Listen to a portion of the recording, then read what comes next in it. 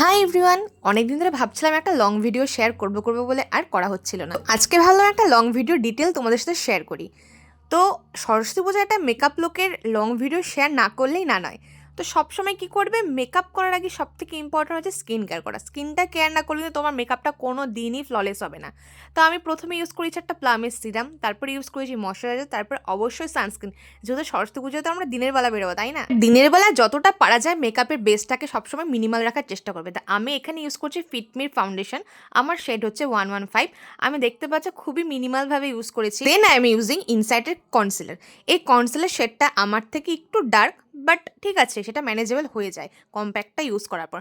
দেখতে পাচ্ছ খুবই মিনিমাল আমি ইউজ করছি, জাস্ট যেখানে যেখানে আমার হালকা একটু ব্ল্যাক স্পট আছে আর যেখানে যেখানে একটু হাইলাইটিং পোর্শন সেখানটাতে। সবসময় কী করবে, দিনের বেলায় মেকআপের বেসটা খুবই মিনিমাল রাখবে। তারপরে আমি ইউজ করছি মার্সের এই ট্রান্সলুসেন্ট পাউডার। এই পাউডারটা তো আমি এখন ফ্যান হয়ে গেছি। এটা এতটা ভালো কাজ করে, রিজনেবল প্রোডাক্ট, কারণ সবার পক্ষে সবসময় অত দামি দামি প্রোডাক্ট ইউজ করা পসিবল হয় না।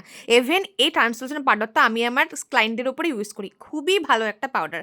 তারপরে আমি এখানে ইউজ করছি আই ম্যাজিকের একটা আইব্রো পমেড। নর্মালি আমি সবসময় ব্লু হেভেনের আইব্রো পেন্সিলটা ইউজ করি, আর এই আইব্রো পমেডটার একটু দাম একটু কস্টলি ব্লু হেভেনের থেকে। তো তোমরা ব্লু হেভেনেরটাও নিতে পারো। ব্রো আমি কোনো দিনই প্লাক করি না, আমি সবসময় আইব্রোটাকে একটু ন্যাচারাল রাখার চেষ্টা করি। দেন আই মেকআপের ক্ষেত্রে আমি সবসময় যেটা করি, একটা ট্রানজিশন শেড নিয়েছি অরেঞ্জ কালারের, সেটা ভালোভাবে ব্লেন্ড করার পরে একটা হালকা রেড শেড নিয়েছি।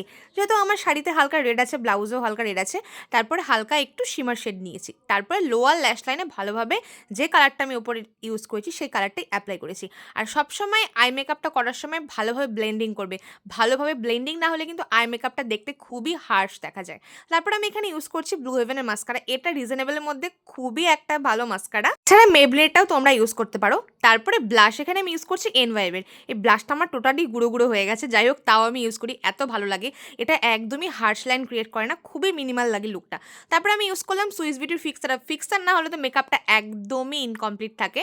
তারপরে সবসময় কি করবে, ফিক্সারটা অ্যাপ্লাই করার পর না হালকা একটু ব্লেন্ডার দিয়ে একটু ব্লেন্ড করে নেবে, তাহলে দেখবে মেকআপটা ঠিকঠাকভাবে বেসটা ক্রিয়েট হয়ে যায়। তারপরে আমি আমার আইশ্যাডো প্যালেটের থেকে দুটো শেড নিয়ে হাইলাইটার ইউজ করছি। তারপর আমি একটা হ্যাক ট্রাই করি, যেটা হচ্ছে আমার ফিক্সারটাকে আমি হালকা একটু ব্লেন্ডারের মধ্যে নিয়ে হাইলাইটারটা ইউজ করার পর হাইলাইটারের উপরে ভালোভাবে ব্লেন্ড করি। তাহলে কি হয়, হাইলাইটারটা দেখতে খুবই মিনিমাল লাগে। যেহেতু দিনের বেলা না এত বেশি বেশি কোনো চকচক করলে না খুবই জঘন্য লাগে দেখতে। তারপরে আসছে লিপস্টিকে।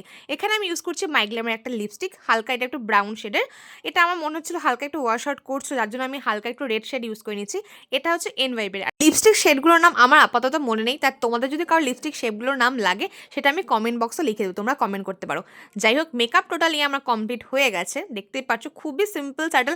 আর আমি নিজে খুবই সিম্পল সাজতে পছন্দ করি, তোমাদের সাথে আমি সবসময় সিম্পল স্যাটেল মেকআপ লুকও ক্রিয়েট করি। অর্নামেন্টসে সত্যি কথা বলতে আমি কিন্তু সিলভার জুয়েলারি ফ্যান বা ব্ল্যাক পলিশে।